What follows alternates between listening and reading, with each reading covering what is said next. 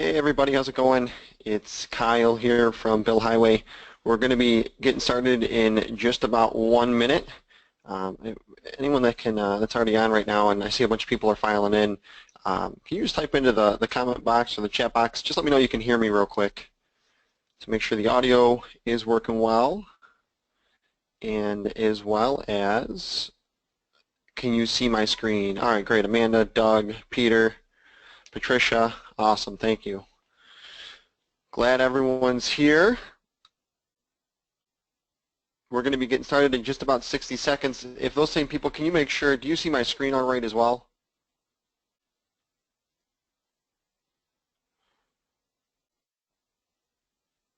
Awesome, great. Welcome, Scott, Max, Kyle. All right, getting a lot of people in here. We're going to be getting started in about just 60 seconds, so hold on tight. We'll be right with everybody.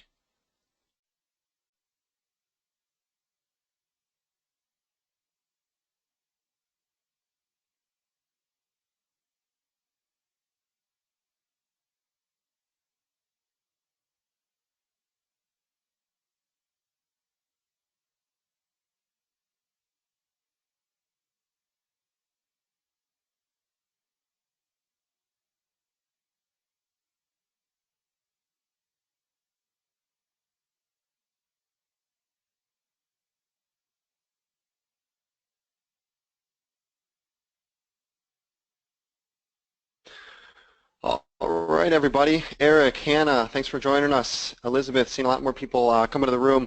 We're going to get started in just a second here, talking about a topic near and dear to our hearts, and I'm sure everyone that signed up here is either familiar, frustrated with local components, and somehow making it successful inside your association. We're going to talk about how to make it work for you. We have a ton of great material and resources for everybody to take away with today. I want this to be about you and interactive, so feel free to ask questions. Chat into the question box and the chat box with us.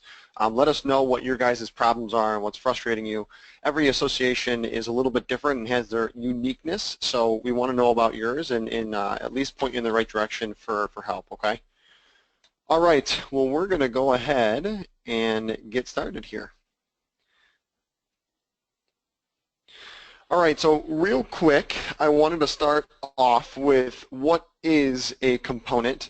Everybody has different nomenclature and setup within their organization and association, but essentially there is a national hierarchy, some kind of state or regional, and then obviously your local components on down to your members. So real quick, if you can chat in for me, what do you have inside your organization? Do you have affiliates? Do you call them chapters? Maybe an allied society? We have a lot of clients that are federations. There's charters, divisions, sections, special interest groups, so on and so forth. Go ahead and type into the chat box. Let us know what kind of structure do you have inside your association. So when I reference components throughout this webinar, I will be meaning one of these. So you can assume that the components we're talking about just fit them to whatever you guys call them inside of your organization. Okay, it looks like I got state or state affiliates, and charters. We got chapters. Wow, we got a lot of different types in here. That's really good. Awesome. We have chapters that are individually incorporated. Great. That's that federated model. We'll definitely touch a lot on that today, which is good. Global community relations team, state and global councils, chapters. Awesome. All right. Glad to see everyone also engage with us in this as well. All right. So let's get to the fun stuff. So why is everybody here? Hopefully some of this sounds like you have heard inside your teams and organization. Local autonomy creates marketing nightmares with inconsistent messaging. How many of us have had that go on inside our organization, especially with those federated models? No visibility into member data. How about this? Anytime you try to make a change, you run into roadblocks with someone saying, we've always done it this way, as that's supposed to be an answer to why we should continue to do it that way. Poor communication with local components. That's equaling in lost revenue. How many opportunities are lost because of that? New initiatives die because you can't even get them off the ground.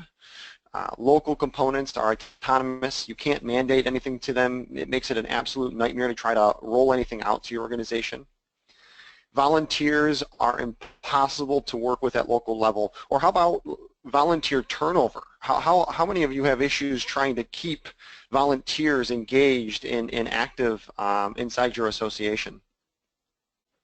And then how many of you feel like no one is willing to take a risk to try something new inside your association? Again, going back to that, it's the way we've always done it, right? You have some of your local components that have been there forever, and change is just not something that they're accustomed to. Well, I want you to meet my buddy and actually a client of ours, T-Rex Teddy. He's the Director of Chapter Relations at the International Short Arm Dinosaur Association, ISADA for short. So obviously he's not a real client, but I found this image this morning as I was preparing for the webinar, and I thought it was appropriate.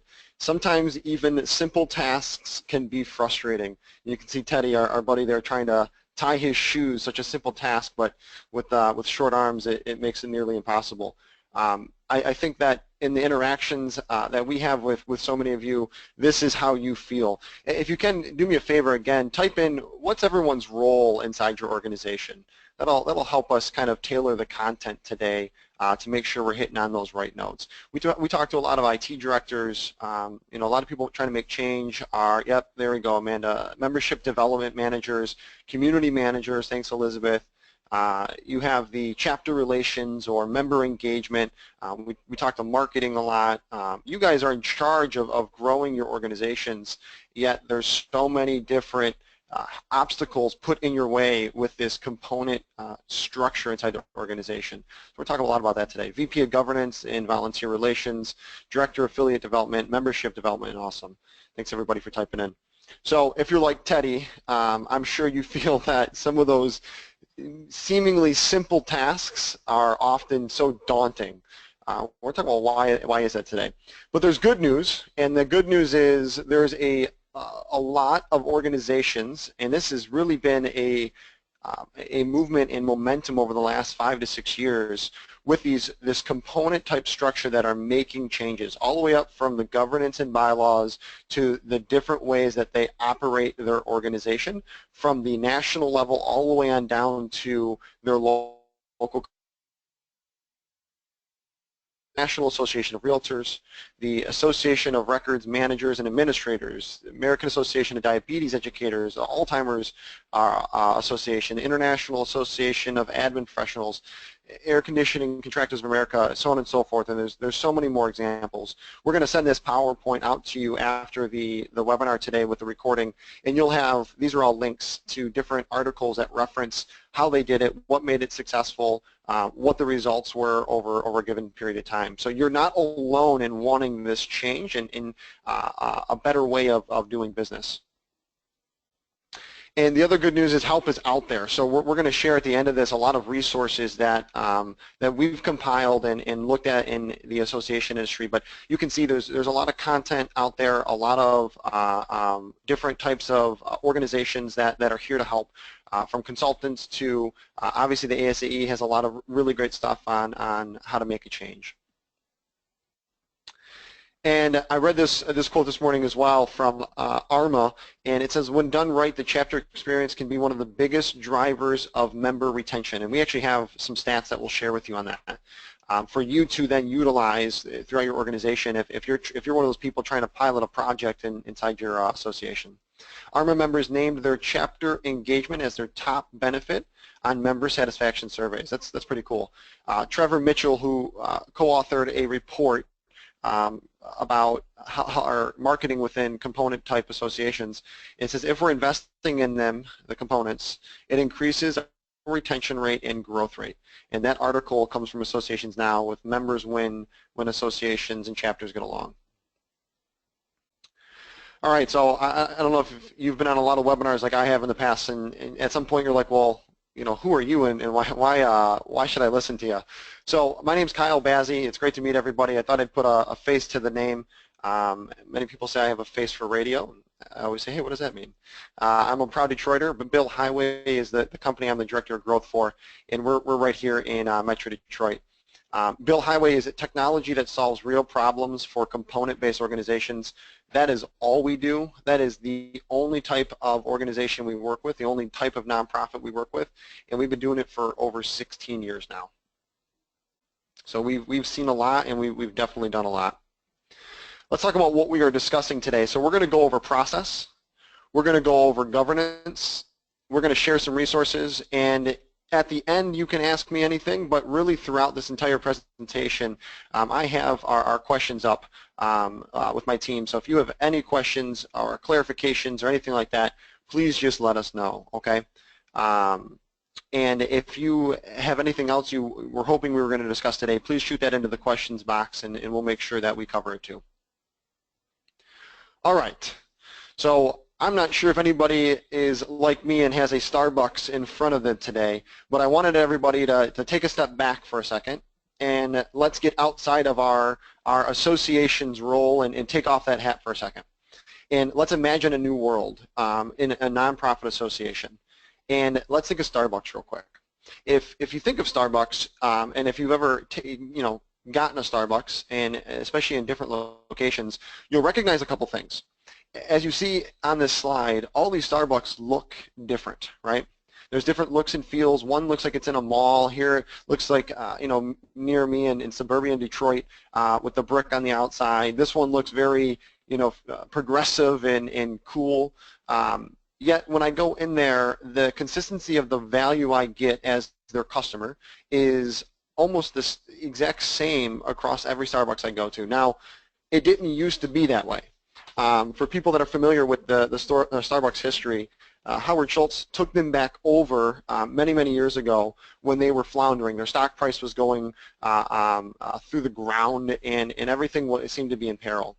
And he did a couple of things, and what he did was provide, well, first off, he identified elements that needed consistency and operational excellence and efficiency.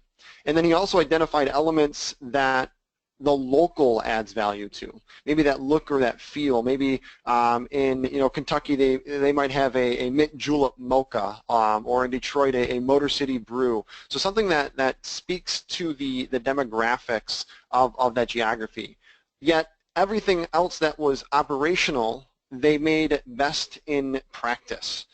They unified systems. They replaced the registers with the updated technology, but they did it across every single Starbucks because they didn't want their local Starbucks to be dealing with that. Now, you can think of other franchises that do this as well that are very successful. And I want to pose a question, and it's a question that I've been having in forums from the ASAE to different consultants on this, of why can't we look at associations with these local components more in a franchise type model? And we are going to be talking about that today with process and then obviously governance. But I think that the challenge for everybody here is to be those agents of change, the champions of change, to push your organization down that road. And how do we do that is really the question. The great news is there's plenty of examples of that success. So we're not blazing the new trail. We just got to fit it to the different organizations that we're all at. So I thought this was a really cool example. And now if you look at Starbucks, they're flying high, and they're obviously the behemoth and the leader in their industry. And we want to make all of you that same as well. So we're going to be talking about that today. All right, one more question before we jump into the meat of it here. And I'm very curious. Obviously everyone signed up today when you saw what we were talking about, and I want to know where you are at. I was at the ASAE MMC conference a couple months ago, and there was a component session where they asked this question: where are you at as an organization? Are you looking? So are you looking to make a change to your component structure right now? So type in 1 into the question box for me. Are you in the process? So are you currently looking to make a change? So I'm sorry, are you currently in the process of making a change? So one is you're considering it, there's been talk around the office. Two is you're currently in that process. You're having meetings around it, there's a project slated to change your component structure. Or maybe number three in the question box is you recently made a change. So you recently made a change to your component structure. You're measuring results. We all know this doesn't happen overnight. There's usually a multi-year period. All right, looks like we got a lot of ones and a lot of twos. A lot of ones and twos. Okay, no threes yet. A lot of ones and twos. Awesome. All right, so no matter where you're at today, there's going to be a lot of material that's going to be useful. First and foremost, I want to talk about process. So we're going to get to governance, and I know that's usually the really big obstacle to launch one of these projects. Let's talk about process real quick. So we kept it pretty high level in something here today. We're going to talk about defining reality. So no matter what your role is at the organization, how can you better define reality for the people around you? We're going to talk about the who's, the what's, the where's, the when's, the why's, and the how's. And then we're going to go over some keys to successes. So we've implemented this project across over, I think it's 4,500 chapters now, or components internationally. That compiles and rolls up to dozens and dozens of national headquarters for nonprofits. And we've seen some trends, and those are our keys to successes we'll be talking about. All right, defining reality. I don't know if you've ever heard the quote, the 3 steps to great leadership is number 1, define reality. That last step is always to say thank you to those that you lead. And that middle step is always to serve the people that you're defining the reality for. But that first step is defining reality. So I want to ask everybody here, and you don't have to type this one in, but what are your strategic plans? So we often see these projects get a little narrow-minded, and when they're communicating them to the team, they don't align them with what the company's goals are. So I'd encourage you to get very familiar with those. What are the outlooks coming up? Because that's coming from your board and the top of your leadership. So aligning with your strategic plan and goals or objectives, whatever you call them, is extremely important. And then second is telling a story.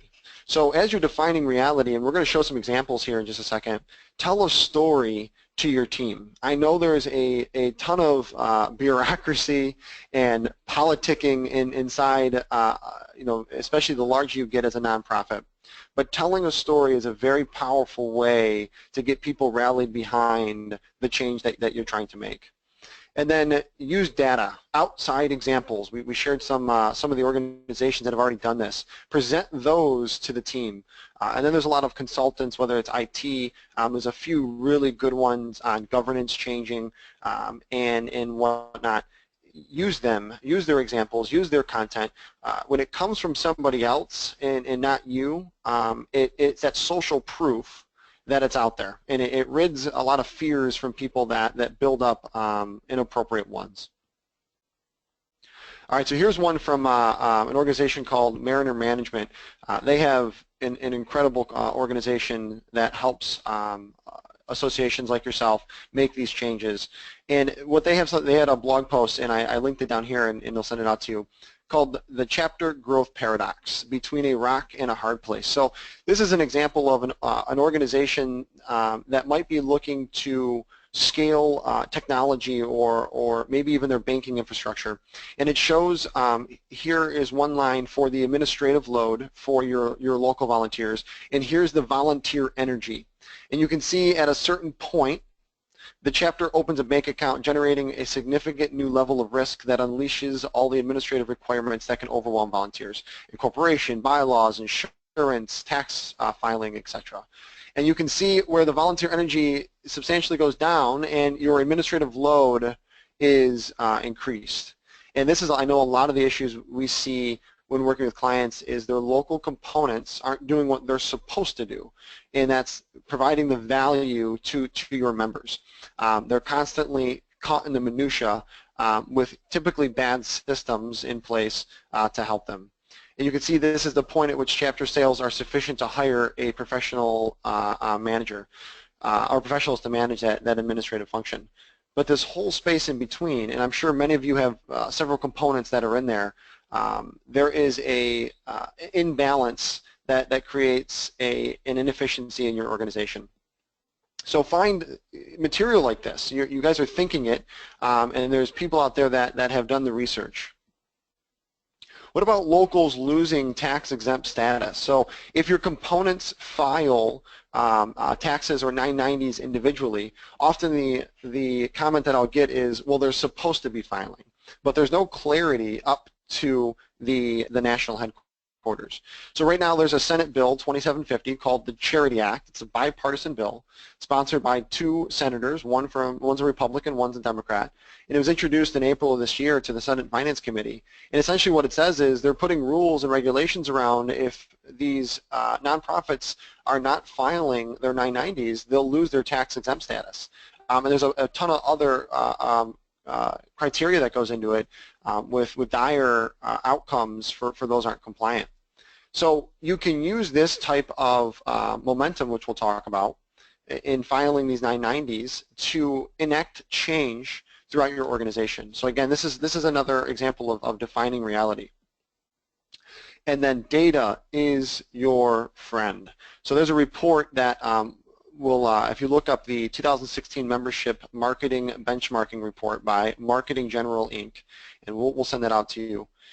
They have an incredible report they put together every year that goes over a lot of data. And in that data, if you read through it, it's a very, very long report, but there's a ton of good nuggets in there. And you'll see a lot of references to data in there saying, associations with a renewal rate of greater than 80% are more likely to use a fixed renewal rate, right? So how many out there are using a fixed renewal rate right now? 88% of associations with renewal rates above 80% again have some kind of grace period for people that haven't renewed, right? So what's your grace period strategy? 53% of associations use Instagram out there, trying to attract those millennials, which is the new generation coming up. On average, 29% of student memberships convert to full membership. So maybe someone's out there thinking about, their student membership. I ran into an association that just hired their first young professionals position, and she was struggling to create a better program inside the organization because nobody wanted to commit. So use these stats. The bulk of individual professional associations have dues between $200 and $300, and trade associations of $1,000 or more. So where do you fall? Are you trying to raise your renewal rates or your membership rates, and you're getting pushback in the organization? Would this kind of data help you? Again, we're trying to define reality and help you create that story to communicate in your organization. All right.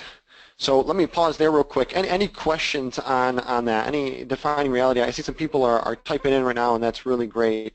And we'll talk about, someone just asked, do you have any great recommendations for chapter portal tools? We absolutely do. We'll talk about technology partners in just a minute. All right, great. So now I want everyone to either take out a pen or open up a notes app on your computer. And I want you to write this down. So the who, what, where, when, why, and how. So often we try to make plans extremely complicated when we're trying to change something in our organization. But I just want you to simply write down some things, because every association we're talking to here is a little bit different. So who? Let's talk about your who. Who are your champions inside your organization? Who do you report up to? Who can you tell inside your organization is going to help you be that agent of change? Who are what I like to call your troublemakers, the ones that are always constantly coming up with the no, we can't do this because. We call it getting rid of the no buts, and we talk about the yes ands. So who are those people in your organization are going to look at it with a lens of, yes, I understand that, and here's what I think, rather than a showstopper no. Identify those people. Identify the people and the chapters or your components that you know are going to be early adopters. There's a really great concept out there called the law of diffusion of innovation. And what it shows is the percentage of people in the population, and we all have this in our own right, that are early adopters. And then there's these people that are the early majority and late majority, which makes up the bulk of our population. And then there's the late laggards that the only reason they're off touch-dial telephones is because those are no longer supported by any of the telecom companies. Who are your chapters or components that you've already identified as those early adopters? Because as we start getting into a process of a working session or a working group, or getting into a project, you don't want to roll this out to everybody right away. You want to bring in those early adopters who see the value and are willing to go through some speed bumps with you to smooth out whatever that rollout looks like, so that when you get to the early and late majority, there's a lot less pain there in the rollout. And the next is what? And I'd love for people to chat in here, and I've already seen a couple of them. And yes, Patricia, we will be doing, we are recording right now, so you'll get a copy of the presentation. But right now, what are your whats? What is everyone in here looking to do? And maybe we need to define that a little bit better, but if some of you can chat into the box with me here, what is that project? You know, maybe you're looking, we had some clients recently.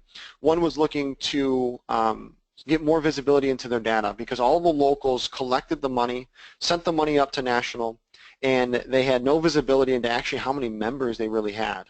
How do they roll something out? What they did was they polled their chapters to see what technology they wanted, and almost all of them wanted some kind of event software from the national to provide. So the national put that together, but in that package they bulked more of that so they could also start streamlining the dues process. It's that compromise that's really important, but that what do you want at national, and what do your components want? That's an example of you know, rolling out a successful project. So what are those whats? We talk about when is so very important, when to make a change, you know, understanding your board meetings and the timing of those each year, understanding the environment you're currently in. Did you just hire a new position, or are new elected officials in place? Is there board turnover, things like that? And then there's a really great TEDx talk out there called Start With Why by Simon Sinek. And I encourage everyone to watch it. It's about 18 minutes long. And I encourage you to figure out why this matters to the organization. That's going to go back to using everything, those examples we talked about, defining reality, to explain that why in that story. But why does the organization need this? Focus on that. We can often argue on what we're trying to do, but we need to get everyone on the same page first about why we're trying to do it.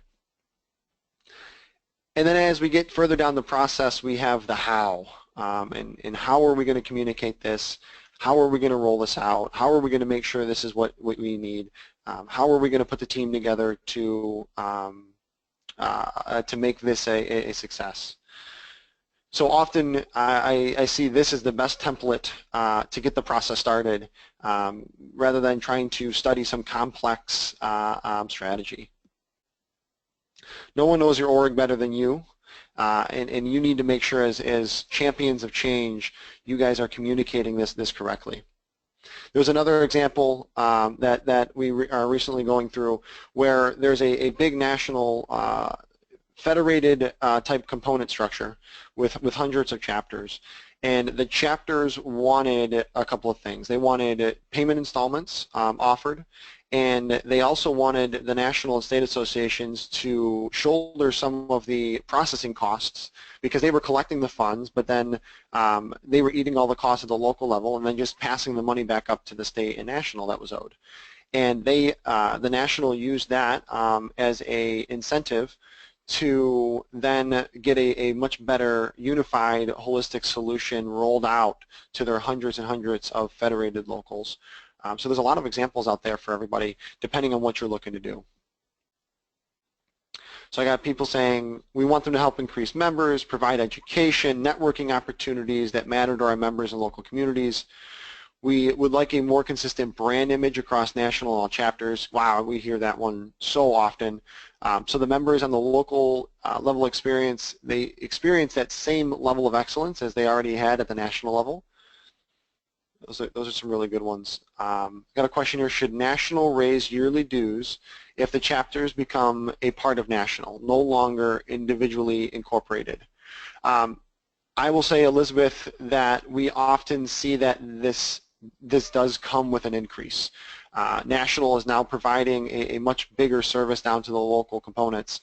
But I'd also encourage you, depending on what kind of association you are, go look at what similar associations are also charging. That'll give you an indication at what the market will accept out there for members. But yes, we do see that with an increase. And if you're not increasing your dues at all, we read that Marketing General Incorporated report.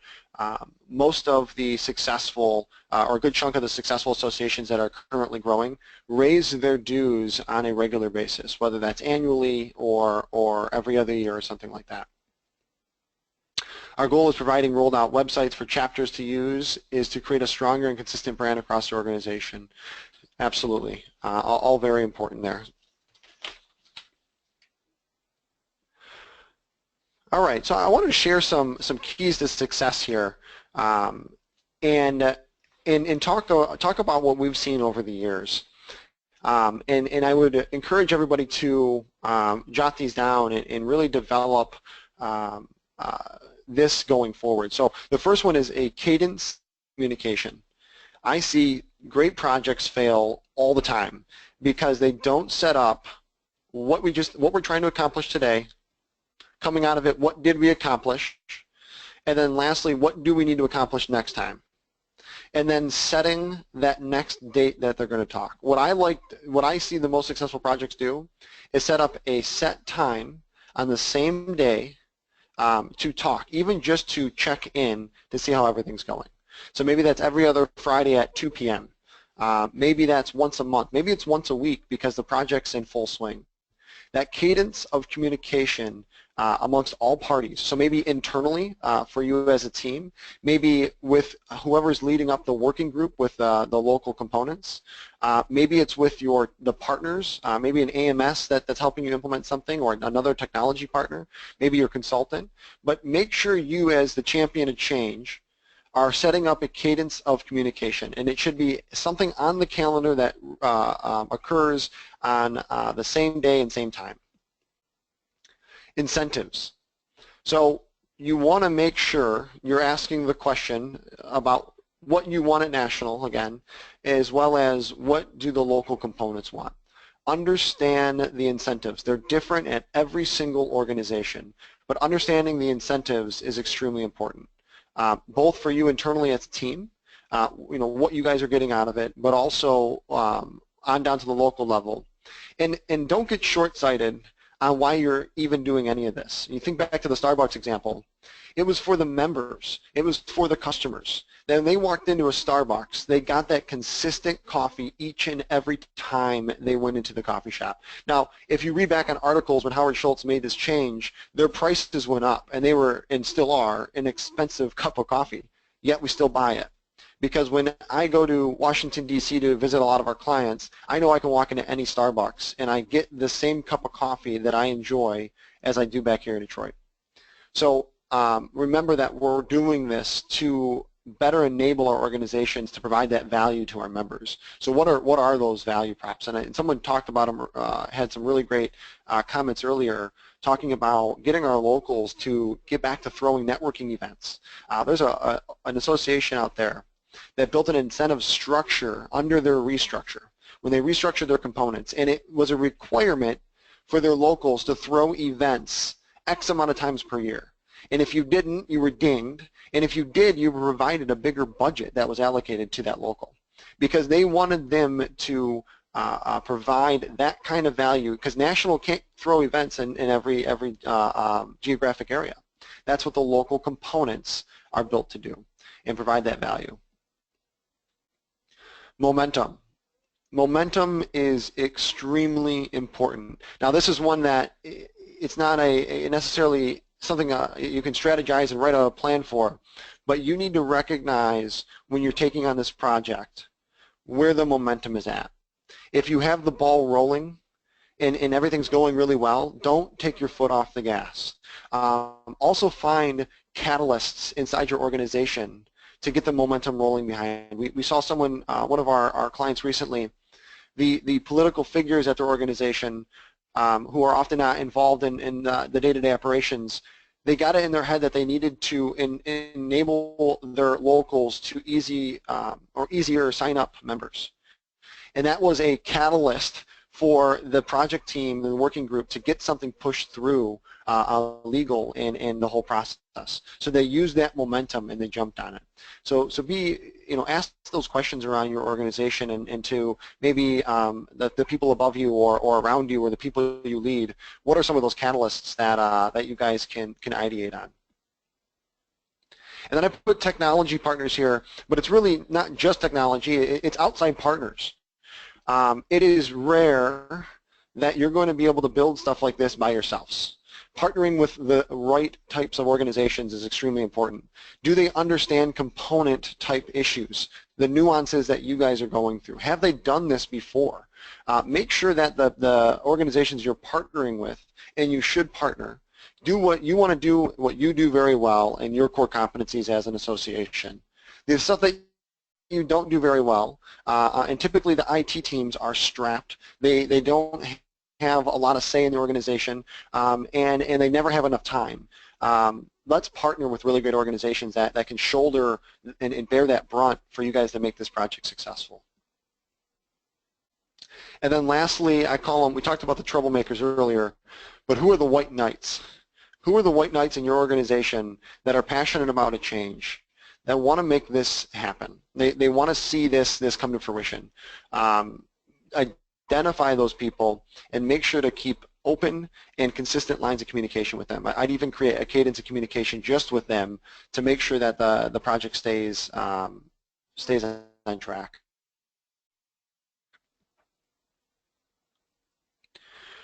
All right, so let's talk about governance. Often this is the showstopper and why we see a lot of associations in that, when we took that poll earlier, in that #1 bucket of looking to make a change but not in the process or never have. And that's because of your governance. And we'll talk about governance a couple ways. That can be your board structure, that can be your political structure, but it's also your operational structure. The chapter responsibilities, the uniqueness between chapters, how each chapter is different, how there's limited effectiveness in chapter reporting, and all of this might be in your actual bylaws. Some might just be the way you've always done business. And since your locals are perhaps a bit autonomous, or in a lot of cases very autonomous, you're unable to get anything done. So this governance is a huge problem. And then chapter responsibility. So too much responsibility is placed on the chapters and the volunteers. So maybe volunteers to engage. Your volunteers have high turnover. They're all working for free, so it's hard to get their attention. And then when they are working, the things that they're doing are the back office minutia that are not allowing them to spend time on recruitment or member engagement or running events or webinars or creating better content at the local level. So they are rendered very ineffective. So these governance, and I saw a lot of our titles in here today, have to do with governance and volunteer relations. And that's great. It's awesome that your organization has that position. We have some good resources that I'll share at the end today for people to talk to and things to read around making that journey of change. And that just so happens to be our next slide. So the journey to good governance, and I took this from the ASAE blog, which we'll share in his reference down here. But it goes over the diagnosis and learning. So the first step before jumping in is taking a step back. And that might sound a little counterintuitive, but diagnosing what's going on in the organization, get a pulse for what's happening, what has been tried in the past, what didn't work and did work, and really immerse yourself in the learnings and the happenings of your association. And then action planning, so identifying the problems, developing a clear change vision, considering the impact for all, and I'm putting that in caps, for all levels of the organization, and then committing to managing the process through a thoughtful strategy. So this isn't a set it and forget it type ordeal. It's going to be a multi-year change, but it's the change that your association absolutely needs to be successful and move forward in today's type of operation. And then make sure that you're putting a lot of thought into support for the people affected by the change. And then lastly is the journey to results. So how are you measuring the success of this? You know, we're going to identify what the problems are, and then how are we identifying what that maybe ROI looks like at the end of the day.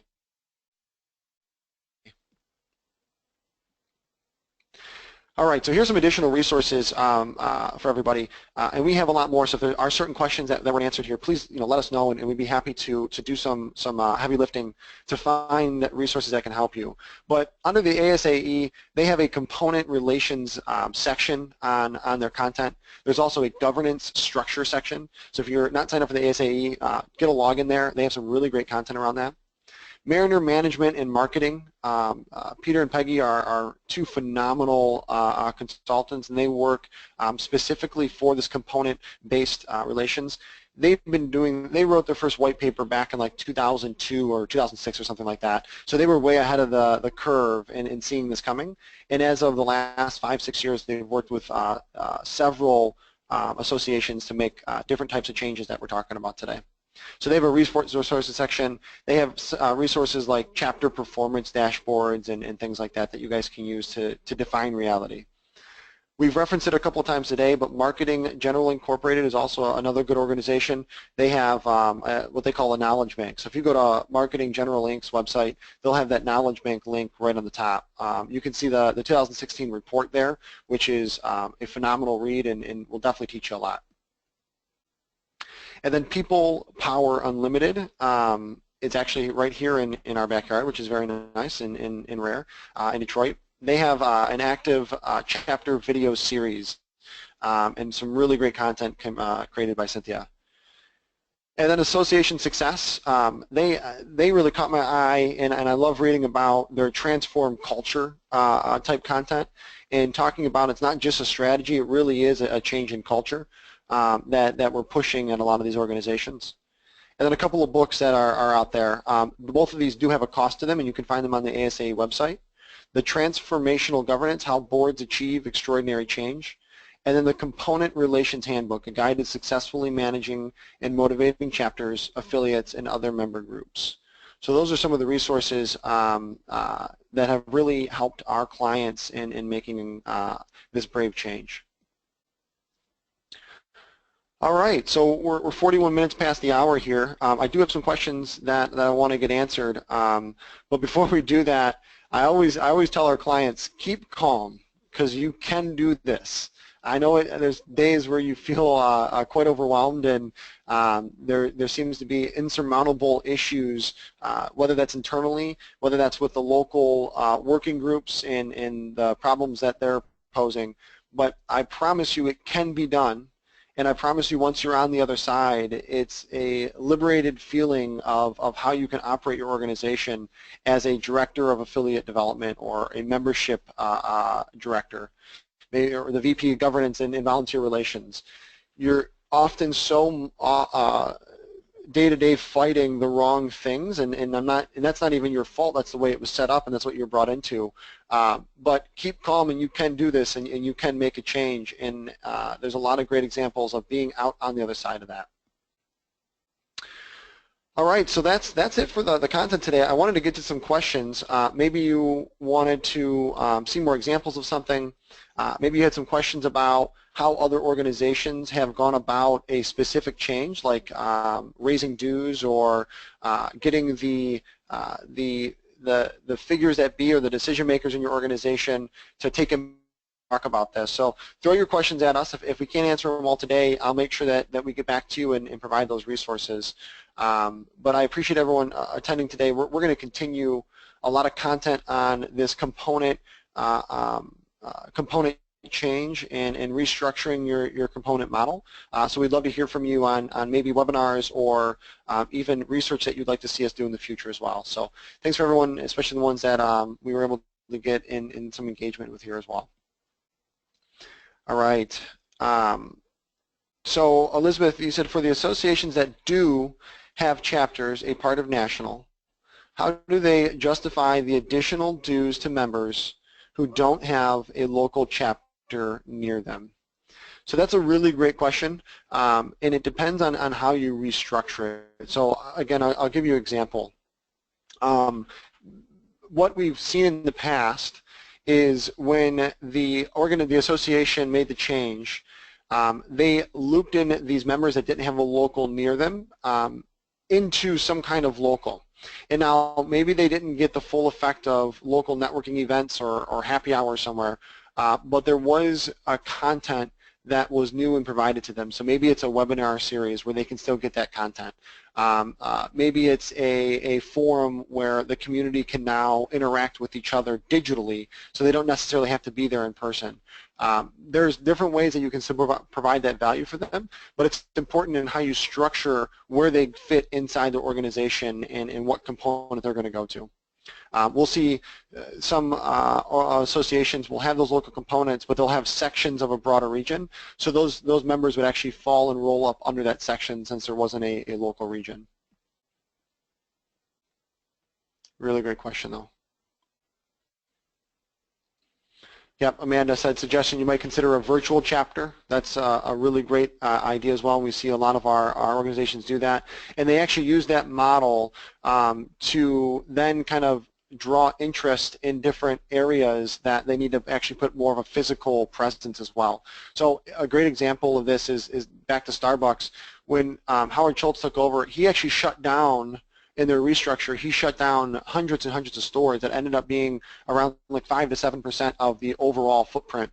And this allowed them to consolidate on the ones that were doing well and then expand in future years back into different areas once they had that operational efficiency in place.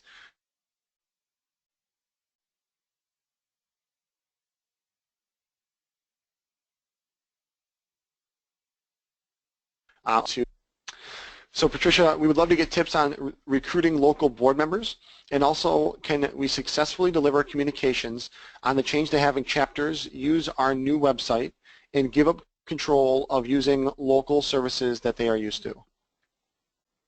So Patricia, the first thing I would do is really examine the value that the locals could get out of this. I'll go back to those examples I talked about earlier. In one of the organizations, they had 400 chapters, and they wanted to roll out a dues system in a centralized database for the entire organization. That's what National wanted.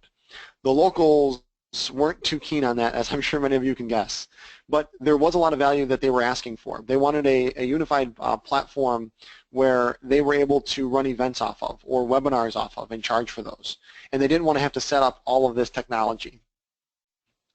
Or a few of them maybe already have, but most had not. At the same time, National was able to roll it out to them free of cost for the local, and National was also able to take a cut of revenue off of it for providing that service.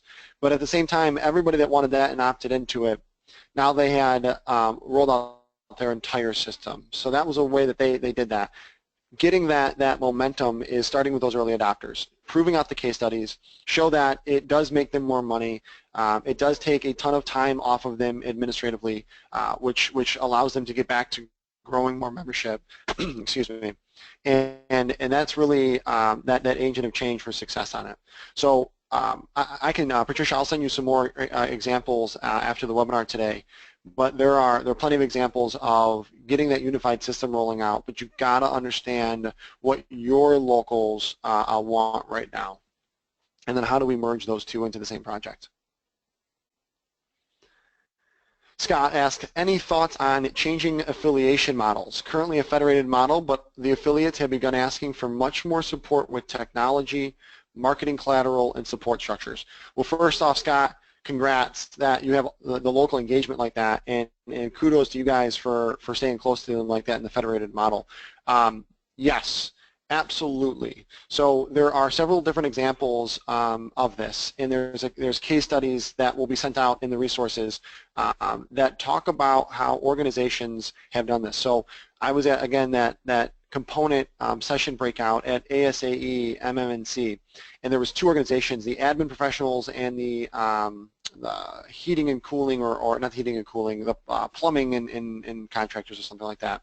And they both talked about this. The admin one, they ended up undergoing a complete affiliation restructure where everybody, all the locals were disenfranchised, and they all had to reapply for affiliation to the national. Now, national rolled out a ton of different tools for them at that time, but the way that the affiliates and national operated were completely different. Really streamlining those efficiencies, providing consistent marketing collateral, consistent support and training structures, a really great technology platform to take all that burden off of those local volunteers, and they restructured what the roles of their locals were. I learned a lot in that session, and it was great to see a success like that. I'll tell you this, Scott, initially they lost members, but what they found was it was the members that were causing the problems at the local levels that weren't really there for the value that the national was creating. Now they're growing and they're able to raise their dues because of the value they're providing to the right people. So short term, it's tough and you have to be brave. Long term, it's absolutely transformational for your association. There's a lot of different examples of that too, Scott, for the federated models changing their types of affiliations as well. Scott, if you haven't heard of Mariner Management, Peggy and Peter, it's a great organization to reach out to specific on that topic. I would say they're the long-term experts here that I've been able to research and read up on for changing something like that. Another question, our start is asking them to complete a survey on what we should be considering in chapters. We do offer free webinar services now. Thank you for comments and sharing other documentation with me. And no problem, Patricia. Hopefully it can help. We'd love to hear how the change is going and where you're at in that process too, and connect you with some people. And if anyone's going to be at the ASA annual in Salt Lake next week, Bill Highway will actually have a booth there, and we'd be happy to chat with anyone that's going to be in attendance, or maybe if one of your colleagues will as well. Elizabeth said we would like a more consistent brand image across national and chapters so the members in the local level experience that same level of excellence. This is a big problem, Elizabeth, that we see across these different component models. You have so many locals that kind of just willy-nilly market and message to the members without any communication up to national. And I see a lot of components that don't even communicate that what's included in their local membership. How many of you have members that don't know they're actually a member of national as well, because everything's at the local level? We see that quite often. And so how you go about getting that is a couple of ways, Elizabeth, is finding out and getting the temperature of the waters to be able to make what Scott was referencing earlier, a complete change to the organization structure and bylaws. If you can't get that, how do we roll out a platform that gets you guys that consistency at national, but at the local level, they need to get something as well. So maybe you're now providing the website services where there's 5 different templates that a local can choose from that provides that consistency and takes the burden and cost off of the locals. So there's different ways of going about that, but yeah, we see that so very often inside the clients we work with. Oh, great, Scott, you were in that session too. Yeah, definitely take a look at Mariner. If you want, shoot me an email. It's kbazzy@Bill Highway, and I'd be happy to make an intro to Peggy at Mariner as well. She's a fantastic person. Awesome, great, Patricia. We'd love to see you next week on Salt Lake.